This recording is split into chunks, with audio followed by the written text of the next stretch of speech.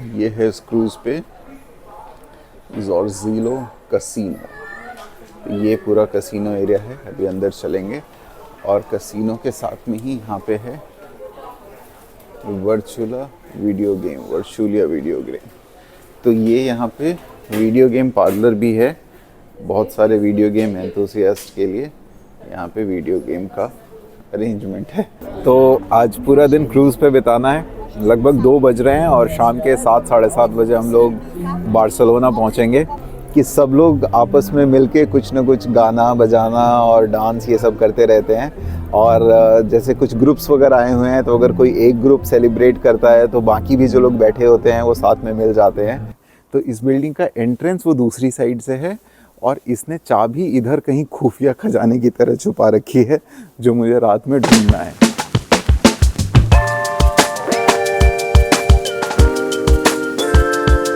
Morning everybody, कैसे हैं आप लोग? एक और नई सुबह हो चुकी है और मैं हूँ बार्सिलोना जाने वाले क्रूज़ के ऊपर में। कल हमने इटली से क्रूज़ बोर्ड किया था अपनी गाड़ी के साथ और हम आज इस क्रूज़ के ऊपर में हैं, जो क्रूज़ जाने वाली है आज शाम तक बार्सिलोना। संडे का दिन है और बहुत ही मज़ा आ रहा है। तो आज आप लोगों को पूरे क्रूज़ का टूर देंगे। Welcome to my channel the travelling CEO. और इस चैनल पे मैं अपनी जर्नी आप लोगों के साथ शेयर कर रहा हूँ। मैं दिल्ली से लंदन तक हियरिंग अवेयरनेस के लिए रोड एक्सपेडिशन कर रहा हूँ, जो कि 20,000 किलोमीटर की जर्नी है और लगभग 29 कंट्रीज़ होते हुए मैं इसको 2.5 महीने में कवर करने वाला हूँ। तो बहुत ही अमेजिंग जर्नी जा रही है, बहुत ही अमेजिंग लव एंड सपोर्ट आप लोगों से मिल रहा है। तो अभी फ़िलहाल मैं इस क्रूज़ के ऊपर में हूँ और प्रॉब्लम ये हुई है कि यहाँ पे मेरा वाईफाई नहीं चल रहा है। इस क्रूज़ को हमने लिया था 2 टिकट्स यहाँ पे करीब 160 यूरोज़ के थे। तो 160 यूरोज़ का मतलब करीब 15,000 रुपये 14,000 रुपये के आसपास का हमारा 2 लोगों का टिकट था। लेकिन उसमें कोई सीट अलॉट नहीं होती है, रिजर्वेशन नहीं होता है, तो सिर्फ बैठने का ऑप्शन होता है। तो केबिन के लिए अलग से करीब 100 यूरो पे करना होता है, मतलब 8,000 रुपये और ज़्यादा हमने केबिन के लिए दिए। तो हमें एक प्राइवेट केबिन मिला जिसमें हम आराम से सो सकते हैं, प्राइवेट वॉशरूम है।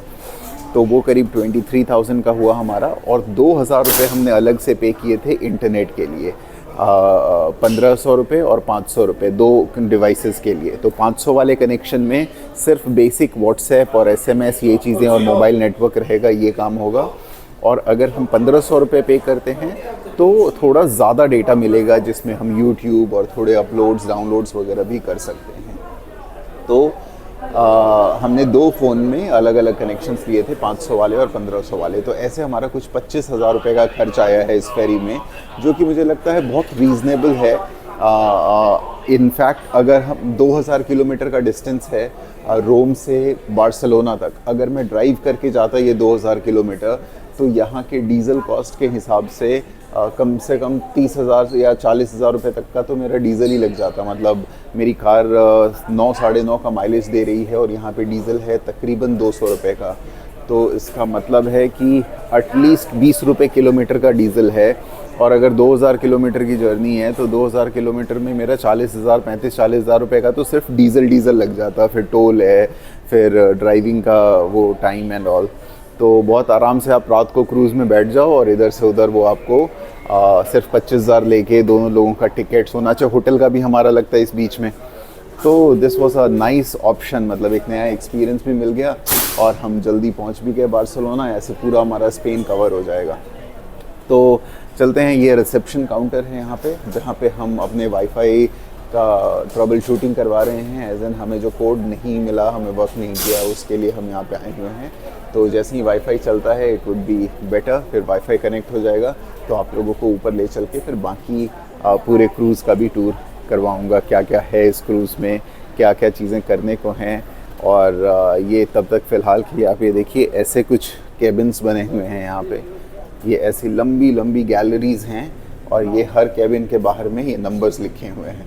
तो इस क्रूज़ में अभी करीब 800 लोग हैं जो ट्रैवल कर रहे हैं और बहुत सारी गाड़ियाँ, ट्रक्स, बड़े बड़े, मतलब मैंने कभी देखा नहीं था कि मतलब इतने बड़े बड़े लोडेड ट्रक्स भी ऐसे शिप्स के थ्रू, मुझे लगा था हमेशा जो कार्गो शिप्स होती हैं उसी में ट्रांसपोर्ट हो सकते हैं, but it was nice to see कि ऐसे शिप्स में ट्रक्स वगैरह भी ट्रांसपोर्ट होते हैं। ये इस क्रूज़ के ऊपर में एक रेस्टोरेंट है जिसका नाम है फैमिली बर्गर, और ये है ये रेस्टोरेंट। काफ़ी सारे लोग होते हैं ना, तो बड़े बड़े रेस्टोरेंट्स और कैफेटेरियाज़ हैं यहाँ पे। अभी फ़िलहाल इस क्रूज़ पे आई गेस कुछ 800 के आसपास लोग हैं। ये सारी चीज़ें हैं ये पास में, सैंडविचेस हैं। तो ये था सारा रेस्टोरेंट एरिया, फैमिली बर्गर नाम का रेस्टोरेंट है। ये गैलरी है और ये देखिए इसके सामने ही कैसा सी का अच्छा सा व्यू है पूरा। सामने एक आइलैंड भी दिख रहा है, थोड़ा बारिश वगैरह हुई है तो ग्लास गंदा है, बट अभी छत से चल के इसका अच्छा व्यू आने वाला है। और यहाँ पे है ये बच्चों के खेलने का,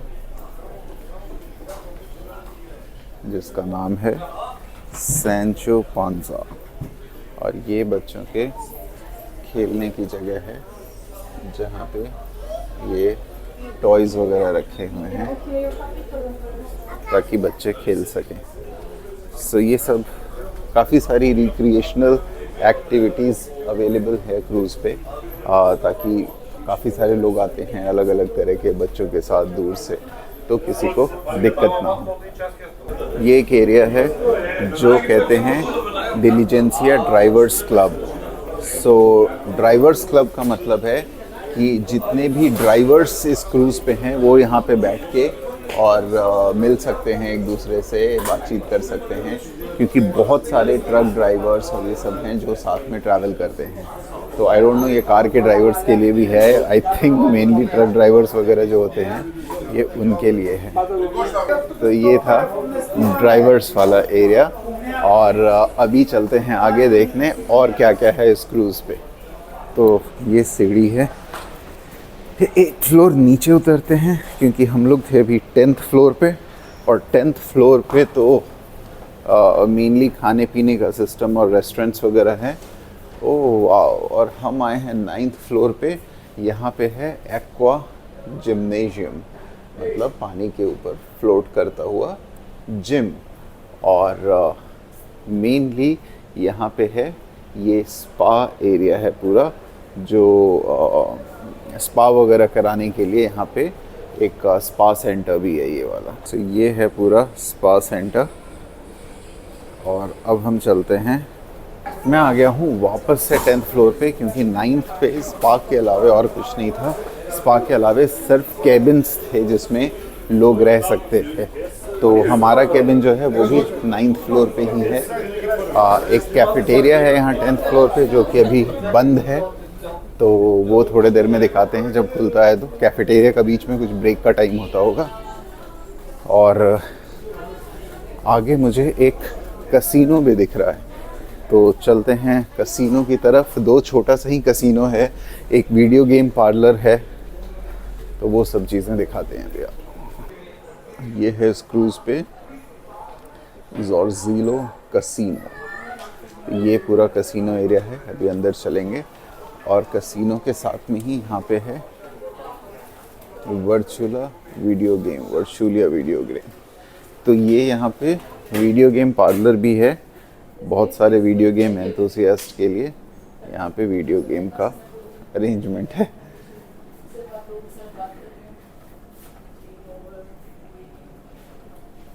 इस तरह का वीडियो गेम है, ये वाला गेम है। फोटो प्ले गेम है। तो ये सारी चीज़ें ये गेमिंग रूम में रखी हुई हैं, लोग यहाँ पे गेम खेल सकते हैं। बट कोई भी चीज़ फ्री नहीं है, हर चीज़ के लिए पैसे हैं। तो ये कॉइन डालने का सिस्टम है, यहाँ पे कॉइन डाल के और खेल सकते हैं। तो ये ऐसा कुछ दिखता है ये गेमिंग रूम। और अब मैं पहुँच चुका हूँ 11th फ्लोर पे। तो ये क्रूज़ 11 फ्लोर्स का है, और हम सबसे ऊपर वाले फ्लोर पे आ गए हैं, 11th फ्लोर पे। वाह, अमेजिंग। वो क्या व्यू है, और लोग भी फुल मस्ती कर रहे हैं यहाँ पे। ये सारे लोग हैं जो बैठे हुए हैं और क्रूज़ के मज़े ले रहे हैं।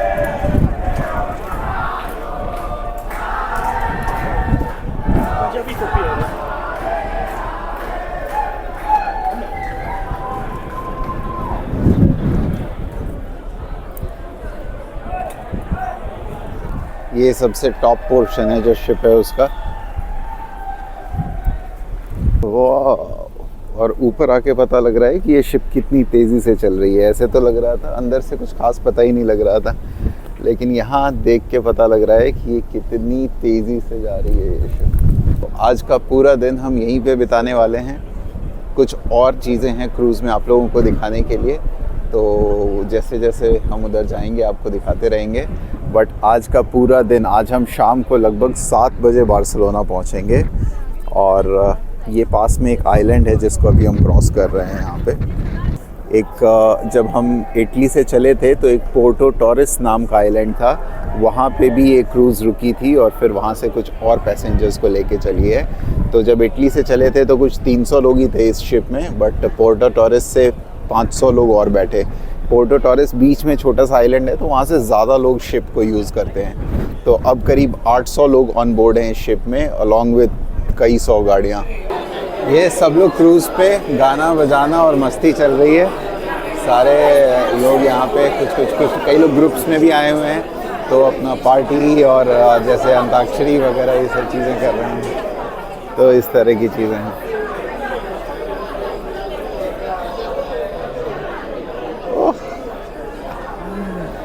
तो ये कुछ लोग हैं इटली से जो हमें देख के हाथ वाथ दे रहे हैं, ऐसे कर हेलो हेलो कहते रहते हैं लोग। ये इनके रेट्स हैं मेन्यू कैफेटेरिया में। तो कॉफ़ी जो है वो ज़्यादातर 2-2.5 यूरो का है। कैपुचिनो वगैरह जो है चॉकलेट के साथ थोड़ा 3-3.5 यूरो का है। और बाकी ये बेवरेजेस जैसे ये एक्वा, ये जो लिखा है ना एक्वा मिनरल, ये एक्चुअली पानी है आधा लीटर, जो कि 2 यूरो का है, लगभग 180 रुपये का। ऐसे तो यूरो और बाकी चीज़ें कुछ और खाने की और पीने की हैं, जूसेस ड्रिंक्स वगैरह। तो ऐसे तो यूरो कुछ 87-88 रुपीज़ का है, लेकिन जब हम कार्ड से पे करते हैं या करेंसी कन्वर्जन कराते हैं तो कुछ चार्जेस और लग जाते हैं। तो हमें ऑलमोस्ट 89 या 90 रुपीज़ का यूरो मिल रहा है। तो इसलिए कैलकुलेशन आसान रखने के लिए कई बार मैं 100 रुपये से मल्टीप्लाई कर देता हूँ चीज़ों को और थोड़ा सा फिर कम कर देता हूँ। तो बट ऐसे एग्जैक्ट कैलकुलेशन 87-88 से मल्टीप्लाई करना होगा, बट कन्वर्जन चार्जेस और कार्ड के ट्रांजैक्शन चार्जेस ये सब लगा के लगभग 89-90 के बीच में आता है। सो फाइनली कॉफ़ी मिल गई है आज सुबह की, विथ अ सैंडविच और विथ 200 रुपये का पानी। तो दिन की पहली कॉफ़ी की शुरुआत हो गई है और ये जो सैंडविच है यही आज ब्रेकफास्ट में है। हम हैं क्रूज़ पे जो जा रही है इटली से स्पेन, बार्सिलोना, और कहीं बीच में सी में हैं हम लोग। ये पीछे में आप देख सकते हैं पूरा सी है, दूर दूर तक कुछ और नज़र नहीं आ रहा है। और आज का दिन यहीं बीतने वाला है।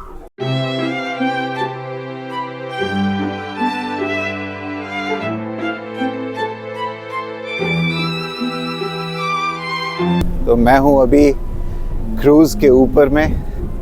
बहुत ही अच्छी, बहुत ही तेज़ हवा चल रही है। मुझे पता नहीं आप लोगों को मेरी आवाज़ जा रही है कि नहीं, क्योंकि इतनी तेज़ हवा है कि पूरा कानों में सन हो रहा है मेरे भी। तो आई डोंट नो माइक पे कितनी आवाज़ जा रही है, बट बहुत ही अच्छा नज़ारा है। वेदर भी अच्छा हो रहा है, हल्की हल्की धूप है, ठंडी हवा है, तो बहुत ही मज़ेदार सा माहौल है यहाँ पे। तो आज पूरा दिन क्रूज़ पे बिताना है। लगभग 2 बज रहे हैं और शाम के 7-7:30 बजे हम लोग बार्सिलोना पहुंचेंगे। तो तब तक लेमनेड का मज़ा लिया जा रहा है 11th फ्लोर पे, जो टॉप डेक है इस क्रूज़ का, वहाँ बैठ के पूरा सी व्यू पे। बट धूप पीछे से आ रही थी तो थोड़ी तेज़ लग रही थी, तो इसलिए उल्टा घूम के बैठ गया हूँ मैं। लेकिन हवा बहुत ठंडी है और अच्छा लग रहा है ऊपर बैठ के। चीयर्स। तो ये क्रूज़ पे सेलिब्रेशन चल रहा है, बड़ा अच्छा लगता है ये चीज़ें देख के यहाँ पे कि सब लोग आपस में मिलके कुछ ना कुछ गाना बजाना और डांस ये सब करते रहते हैं। और जैसे कुछ ग्रुप्स वगैरह आए हुए हैं तो अगर कोई एक ग्रुप सेलिब्रेट करता है तो बाकी भी जो लोग बैठे होते हैं वो साथ में मिल जाते हैं। तो this looks nice, everybody is celebrating यहाँ रूफ टॉप पे बैठ के क्रूज़ में। तो ये हम बुक कर रहे हैं अपना रूम बार्सिलोना में एयरबीएनबी से 8th 9th to 2 अक्टूबर के लिए, जो कि 6800 रुपीज़ का मिल रहा है। शायद पार्किंग चार्जेस वगैरह इसके बाद अलग से होंगे।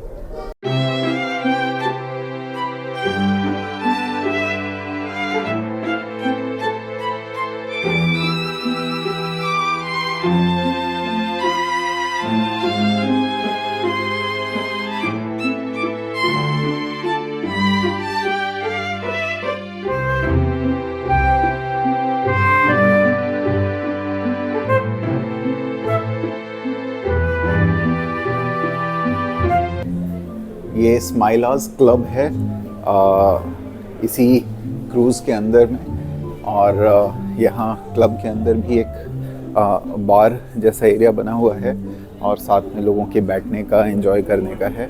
तो सारे लोग यहाँ पे बैठ के और वो कर रहे हैं, ऐसे ही मिलना जुलना, मस्ती मजाक। तो फिर से हम रेडी होके नहा वहा के निकल के वापस आ गए हैं और दिन तो क्रूज़ पे ही बिताना है, क्योंकि अभी पता लगा शाम को 7 बजे नहीं बल्कि रात को 10:30 बजे हम लोग लैंड करेंगे। तो 10:30 बजे अगर हम वहाँ पहुँचेंगे तो हमें जो एयरबीएनबी हमने बुक किया है वहाँ पहुँचते पहुँचते रात का लगभग 12 बज जाएगा। तो इसका मतलब है कि लंच के साथ साथ डिनर भी यहीं प्लान करना है। तो अभी फ़िलहाल मैं जा रहा हूँ कैफ़ेटेरिया की तरफ वॉक करते हुए, क्योंकि लेट हो गया है काफ़ी, मतलब 2-2:30 बज गए हैं। भूख लग गई है, ब्रेकफास्ट भी बहुत लाइट से ही किया था। तो अब कुछ लंच करते हैं कैफ़ेटेरिया चल के। तो इतना लंबा सा शिप है कि एक तरफ से दूसरी तरफ जाने में 5-10 मिनट लगते हैं वॉक करने में। और कई बार रिसेप्शन 7th फ्लोर पे है, हम 9th फ्लोर पे हैं, 10th फ्लोर पे कैफ़ेटेरिया है, तो हम फ्रंट पोर्शन में हैं, तो ये बैक पोर्शन में हैं। तो हमें काफ़ी ज़्यादा वो करना होता है, वॉक करना पड़ता है कई बार।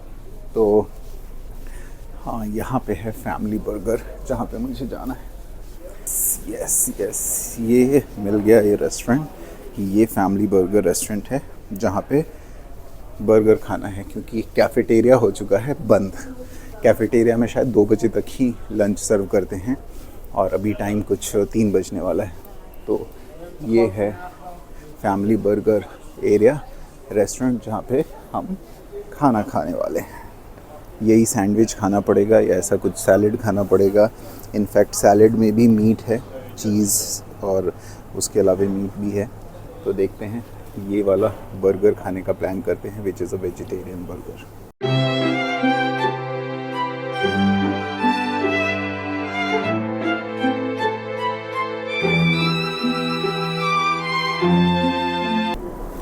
ये अभी मैं शिप के बिल्कुल बैक साइड में खड़ा हूँ और ये देखिए ये शिप कैसी पानी में एक लाइन बनाते हुए चल रही है।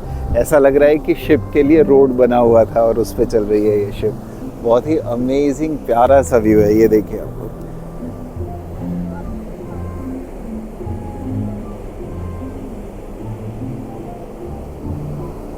और ये ऊपर में शिप से निकलता हुआ धुआं है जो देखने में बादल जैसा लग रहा है, और ऐसा लग रहा है कि इस रोड पे लास्ट में जाके वहाँ मिल जा रहा है। ये व्यू है पूरा पीछे का सी से। दूर दूर तक कोई भी आइलैंड या कोई भी लैंड नहीं दिख रहा है और चारों तरफ समंदर ही समंदर है। शाम का समय हो चुका है, शाम के लगभग 6:30-7 बज रहे हैं और ये जो धूप है, ढलती हुई धूप, ये बहुत ही अमेजिंग व्यू और लाइटिंग क्रिएट कर रही है यहाँ पे। ये देखिए, ये है शाम की धूप यहाँ से।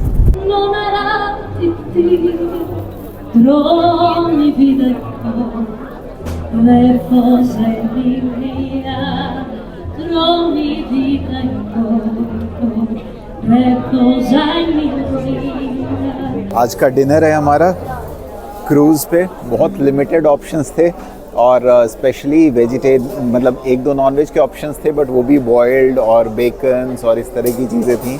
तो फाइनली हमने लिया है, ये है हमारा पास्ता, इसके ऊपर से चीज़ स्प्रेड है। और ये हमने लिया है, मतलब हमारे लिए तो आलू फ्राई है, ये पता नहीं जो भी कहते हो, पोटैटो वेजेस हैं।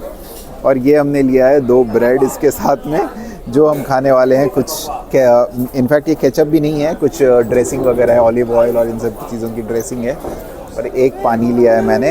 ये सारा खाना हुआ है लगभग 17 यूरोज़ का, मतलब करीब 1500 रुपये का खाना हुआ है, जिसमें ये चीज़ हमने लिया है। तो पहले हमें पता था कि ये क्रूज़ जो है ये 7:30 लैंड करेगी, ऐसा मैंने ऑनलाइन पढ़ा था। जो टिकट बुक करने का जो ऑप्शन आ रहा था ऑनलाइन, वहाँ देखा था हमने।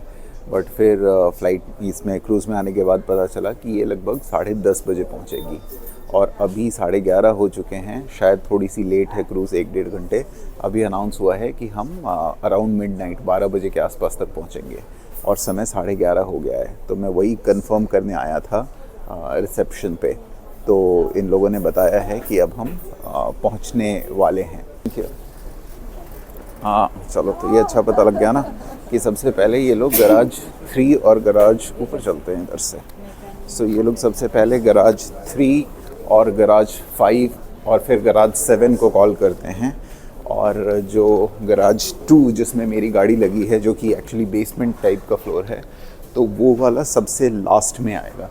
और ये सारे लोग इसी जाने के लिए ही वेट कर रहे हैं। और हमारा नंबर आई थिंक आधा घंटा 45 मिनट में लोग हेलो तो सब लोग देख के हाय वाय करते रहते हैं, स्पेशली कैमरा देख के। तो हमारा नंबर मतलब लगभग आधा घंटा 45 मिनट लगेगा वो तीनों फ्लोर्स की कार को निकलने में, और अभी आधा घंटा हमें एम्बार्क होने में लगेगा। तो इसका मतलब हमारा नंबर लगभग 12:30 बजे आएगा। तो तब तक चलते हैं। केबिन मैंने खाली इसीलिए नहीं किया है, तब तक आराम करते हैं केबिन में, और जब नंबर आएगा तो फिर खाली करेंगे केबिन को, फिर सीधा अपनी कार में बैठ के निकलेंगे। अच्छी बात है कि आज हमने एयरबीएनबी बुक किया है। सो अच्छी बात है कि हमने एयरबीएनबी बुक किया है। इसका मतलब है कि कल सुबह फिर से घर का खाना खाने को मिलेगा। मतलब हम खुद से दाल चावल सब्ज़ी कल बनाएंगे और अपना इंडियन खाना खाएंगे। 2, 3, 4 दिन पिज़्ज़ा पास्ता खाते खाते मन जो है वो बिल्कुल बोर सा हो जाता है। लेकिन चलो चलते हैं वापस अपने कमरे की तरफ। देख सकते हैं आप लोग कितनी लंबी गैलरी है। मतलब एक फ्लोर पे मेरा अंदाज़ा है कि कुछ 200-250 कमरे होंगे, और कई फ्लोर्स पे लोगों के रहने का है। फाइनली जाने का समय हो गया है। क्रूज़ से हम लोग अब निकल रहे हैं, क्योंकि आधे घंटे से क्रूज़ आके यहाँ पे लगी हुई है पोर्ट पे। तो अभी मैं श्योर नहीं हूँ कि मेरे कार का नंबर आया है कि नहीं, क्योंकि मेरी कार पार्क्ड है 2nd फ्लोर पे, और पहले 7th फ्लोर से डिसएम्बार्क करना शुरू करते हैं ये लोग। तो 2nd फ्लोर का नंबर बहुत लेट आना था। तो अनाउंसमेंट भी जो हुई है अभी तक 3rd फ्लोर तक की हुई है, बट मैं प्रिकॉशनरी अब चला जा रहा हूँ, क्योंकि 10 मिनट नीचे तक जाने में भी लगेगा, और फिर मुझे लगता है तब तक नंबर भी आ जाएगा। और दूसरा कि सारी पब्लिक जो है वो तो सीधे जैसे ही क्रूज़ यहाँ पे आके लगता है तो सारे लोग उतर जाते हैं ना, जो पब्लिक होती है। तो बहुत कम लोग ही बचे हैं, इक्का दुक्का लोग दिख रहे हैं। तो मैंने सोचा कि अब खाली क्रूज़ में रह के क्या फ़ायदा, इससे अच्छा कि उधर ही चलते हैं, कार की तरफ चलते हैं, ताकि एटलीस्ट बैठना भी होगा तो अब कार में ही बैठेंगे। जैसे ही नंबर आएगा तो कार लेके निकल जाएंगे। समय हो चला है ऑलमोस्ट 1:45। आई थिंक यहाँ पे लिफ्ट मिलना चाहिए हमें। हाँ, एक लिफ्ट तो है यहाँ पे शायद। लिफ्ट्स वगैरह कम ही है यहाँ पे, ज़्यादातर जो है वो सीढ़ियाँ ही हैं। ओके, सो आई थिंक ये लेवल 2 गराज के लिए ही अनाउंसमेंट था लेकिन मुझे ये समझ में नहीं आया कि ये लोग रिसेप्शन पे आने क्यों कह रहे हैं, बैक टू द रिसेप्शन। कोई नहीं, तो हम लोग एक बार 7th फ्लोर पे वेट करते हुए चलते हैं। डायरेक्टली गैराज में जाने की जगह एक बार 7th फ्लोर पे वेट करते हैं और फिर आगे चलते हैं। हम आ गए हैं अपनी कार के पास में और सामान वगैरह रख लेते हैं, क्योंकि काफ़ी सारी गाड़ियां हैं, बट सारी गाड़ियां अब निकल रही हैं एक एक करके। तो गुड थिंग इज़ कि हमारा नंबर भी अब 4-5 मिनट के अंदर में आ जाएगा। और ये है शिप का लेवल 2 वाला डेक, जिसमें ये सारी कार्स पार्क्ड हैं लाइन से, ये बैक। और अब मैं चलता हूँ अपनी कार के अंदर। सो ये ऐसा कुछ व्यू है, आप लोगों को दिखा दें। यहाँ पे एक एक कार और ये सब आगे भी कार्स वगैरह जो हैं वो लगी हुई हैं। और मैं बैठ गया हूँ अब कार के अंदर। समय हो गया है चलने का। बहुत ही बढ़िया। तो ये हम लोग जा रहे हैं क्रूज़ में। हम लोग जो बेसमेंट मतलब नीचे वाला डेक था लेवल 2, वहाँ से एक लेवल ऊपर आ गए हैं। ये लेवल 3 है और लेवल 3 वाला जो डेक है वो मेन रोड के साथ में मैच्ड है। ये सामने रोड है और ये मेरी गाड़ी उतरने वाली है बार्सिलोना की सड़कों पे। ये कई सारी ये सारी गाड़ियाँ जो हैं ये अभी इस क्रूज़ में से निकली है। और वाह, हम भी आ गए हैं बार्सिलोना की सड़कों पे। So ladies and gentleman, presenting Barcelona Spain to all of you. क्या बात है, फाइनली। एक बार तो इनफैक्ट मुझे लगा था कि हम अपने इस ट्रिप से स्पेन को स्किप ही करेंगे, क्योंकि दुबई में ऑलरेडी हमें 4-5 दिन कस्टम में डिले हो गया था। तो लग रहा था कि स्पेन वाली साइड शायद ना जा पाएँ, स्पेन और पोर्टुगल स्किप करना पड़े। लेकिन रोम से जो हमने ये क्रूज़ लिया, इसने तो बिल्कुल मज़े दिला दिए। हमारा 2-3 दिन का समय बच गया और सिर्फ एक दिन में, मतलब एक रात और एक दिन हमारा लगा, उसमें पहुंच गए हैं हम बार्सिलोना। और ये पोर्ट से बाहर निकलने वाले हैं। ये पोर्ट का गेट है। ये एक एक करके, अच्छा यहाँ से 2 लाइनें जा सकती हैं, तो इसलिए ये बंदा हमें इधर से जाने के लिए कह रहा है।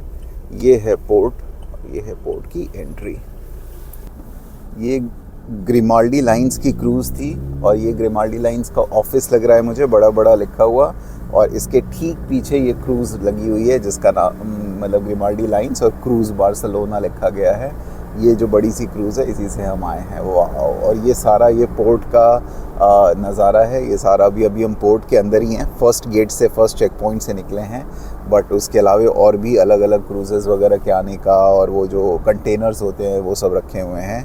और हम अभी जल्दी ही निकलने वाले हैं सिटी के सड़कों पे। बार्सिलोना के रोड्स को हम करने वाले हैं अब यहाँ से टच अपनी इंडियन टोयोटा फॉर्च्यूनर कार से। And I am telling you, it is a completely different feeling. एक फ़्लाइट लेके आना, घूमना एक किसी फॉरेन कंट्री को, दैट्स वन फीलिंग, उसकी एक खुशी होती है डेफिनेटली।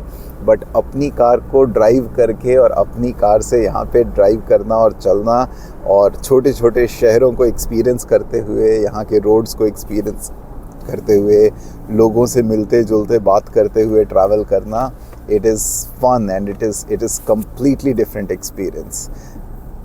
तो आई कैन से कि जिसने भी ऐसा नहीं किया है वो इस तरह का कुछ करे, एज इन कई बार इवन अगर हम फ़्लाइट लेके भी आते हैं तो we can hire a car locally और उससे हम बड़े शहरों की जगह छोटे छोटे स्पॉट्स और छोटे छोटे शहरों के थ्रू होते हुए जाएं तो वो एक अलग ही एक्सपीरियंस देगा। सो हम आ चुके हैं बार्सिलोना के रोड्स पे और these are the roads of Barcelona. ये हम आ तो गए बार्सिलोना में अपने जो अपार्टमेंट बुक किया है उसके पास में, लेकिन पार्किंग समझ में नहीं आ रहा है कि पार्किंग कौन सा वाला है। अब कोई स्पॉट ही खाली नहीं है रोड पे, जो है 1-2 ये हैंडीकैप्ड वाली पार्किंग है और उसके अलावा कोई पार्किंग मिल नहीं रही। यहाँ पे एक स्पॉट है बट ये थोड़ा सा दूर है हमारे रूम, 200 मीटर है।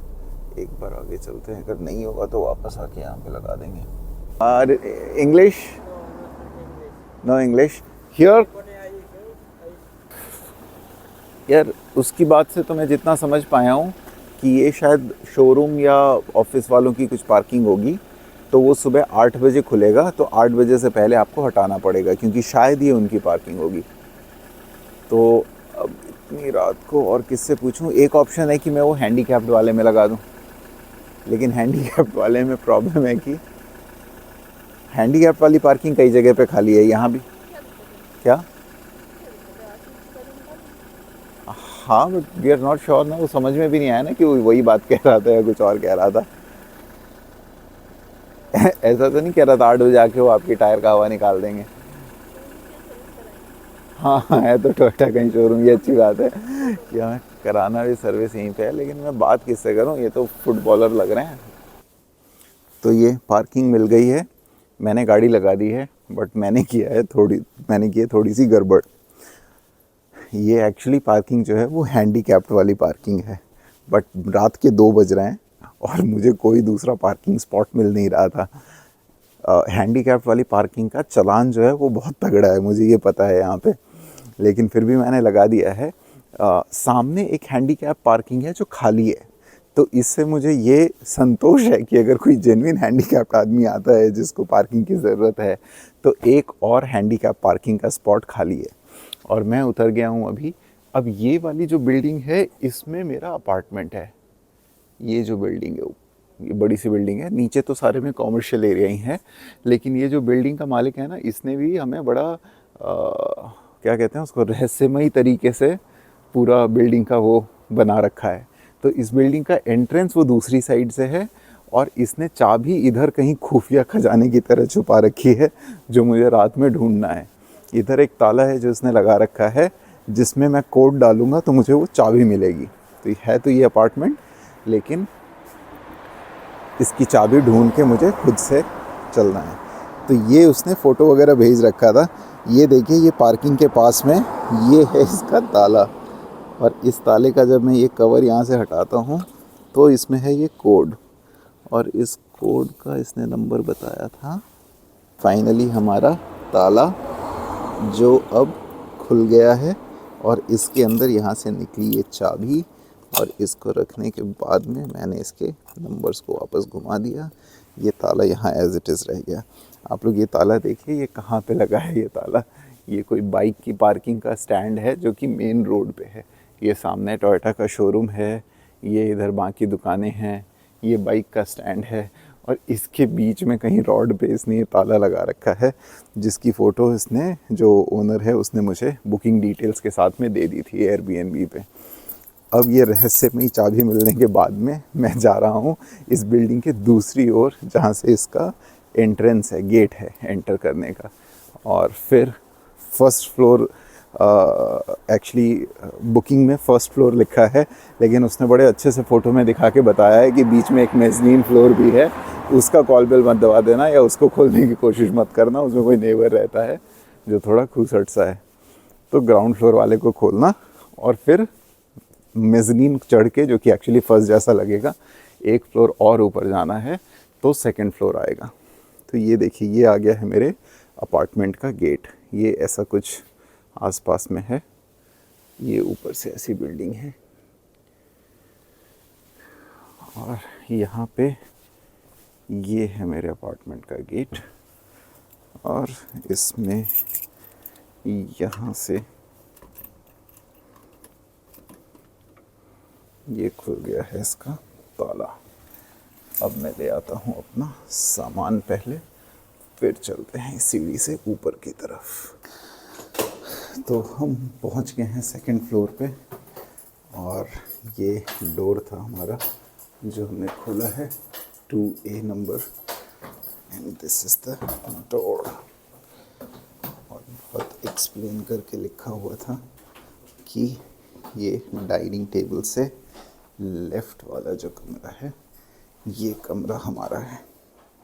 तो अब ये थर्ड डोर हम खोलने वाले हैं इस रहस्यमयी अपार्टमेंट का। तो ये रूम है भाई, दिस इज़ द रूम। ये एक कमरा है, और ये साइड में छोटा टेबल वगैरह लगा है, इधर एक आईना है, टेबल है, ये कुछ सामान रखने के लिए स्पेस है। ये पीछे की तरफ खिड़की है, किसी और का छत है। और यहाँ बाहर एक छोटा सा डाइनिंग टेबल है, सोफ़ा है, इधर टीवी है। और ये किचन एरिया है, इस किचन को भी हम यूज़ कर सकते हैं, इसी में कल हम खाना बनाने वाले हैं। तो ये हमारा सामान रखा है, इस सबको हम ऑर्गेनाइज़ करके कोशिश करेंगे सामान को रूम के अंदर ही रख लें। चलिए, तो thank you very much everybody बने रहने के लिए। हम लोग अपने दिल्ली से लंदन के सफ़र पे निकले हुए हैं और ये जर्नी मैं आप लोगों के साथ में शेयर कर रहा हूँ। हम पहुँच चुके हैं बार्सिलोना शहर और इस ट्रिप को मैं हियरिंग अवेयरनेस के लिए कर रहा हूँ। 20,000 किलोमीटर्स की जर्नी 70 डेज़ में 29 कंट्रीज़ होते हुए हम कवर करने वाले हैं।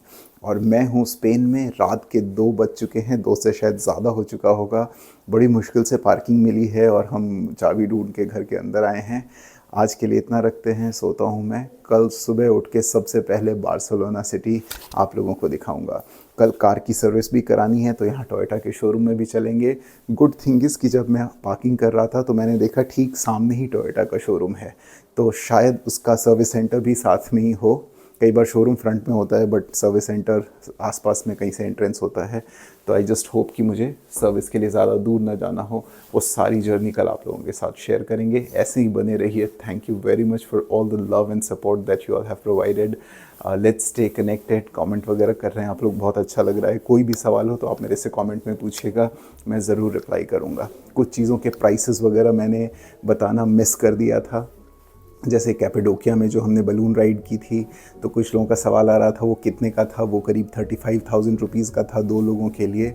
उसी तरीके से होटल्स वगैरह, तो टर्की के सारे होटल्स हमें 3-3.5 हज़ार के रेंज में मिल रहे थे। बट यूरोप आते सारे होटल्स कम से कम भी 80 से 100 यूरो के बीच में मिल रहे हैं। ये सस्ते वाले होटल्स हैं। इसका मतलब 6,000 से 8,000 के रेंज में यूरोप में सस्ते होटल्स मिल रहे हैं। एयरबीएनबी वगैरह भी हमें 6-7 हज़ार रुपये से कम पर नाइट पे अवेलेबल नहीं है यहाँ पे। अच्छे होटल्स की अगर हम बात करें तो वो सब $150-200 के आस 150 से 200 यूरोज़ के आसपास में है। तो हम अभी तक कोशिश कर रहे हैं कि 100 यूरो के अंदर बजट में हम कुछ मिल जाए। एक आध होटल्स हमें 120 यूरो तक मिला है यहाँ पे। तो good night everybody, thank you very much, love you all.